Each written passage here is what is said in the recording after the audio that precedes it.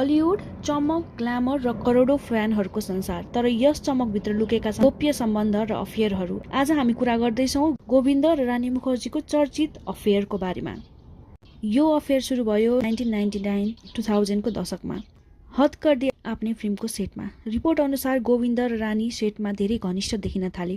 फ्यानहरूले उनीहरूको केमिस्ट्री चाँडै नोट गरे।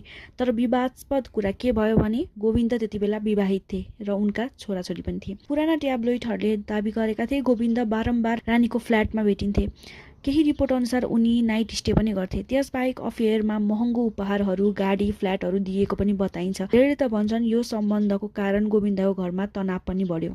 रिपोर्ट अनुसार गोविन्द र रानीको सम्बन्ध धेरै नजिक थियो। कसैले त भन्छन् गोविन्दले केही समय रानीसँग बस्ने विचार पनि गरेका थिए, तर करियरको दबाव, परिवारको प्रेसर र दुवैको व्यक्तिगत निर्णयले गर्दाखेरि यो सम्बन्ध टुट्यो।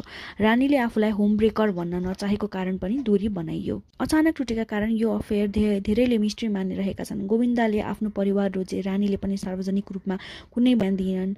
उनले भने हामी साथी मात्र हौं। यसको असर गोविन्द र रानीको करियरमा पनि पर्यो। गोविन्द पछि परिवारसँग जोडिन र रानीले आफ्नो फिल्मको करियरमा अघि बढ्न ध्यान दिनु पर्यो। यो अफेयर आजसम्म पनि बलिउडका सबैभन्दा चर्चित र रहस्यपूर्ण र लुकेको अफेयर मध्ये एक पर्छ। यसमा married hero plus rising star actress, expensive gift, secret meetings, family drama र अचानक सेपरेसन, यो सबै कुराले चाहिँ फ्यानहरूबीच अझै उहाँहरूको अफेयरको चर्चा कायमै छ।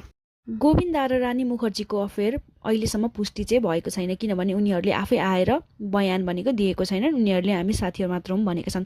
तर पनि यो रहस्य अघिल्लो दशकको सबसे चर्चित गसिप मध्ये एक अहिलेसम्म पनि छ। हजुरहरूलाई यो अफेयर कस्तो लाग्यो कमेन्टमा लेख्नुहोस् अनि हामी अर्को हिडन बलिउड अफेयरको भिडियोमा भेट्ने नै छौँ। हस्त धन्यवाद। See you in the next video.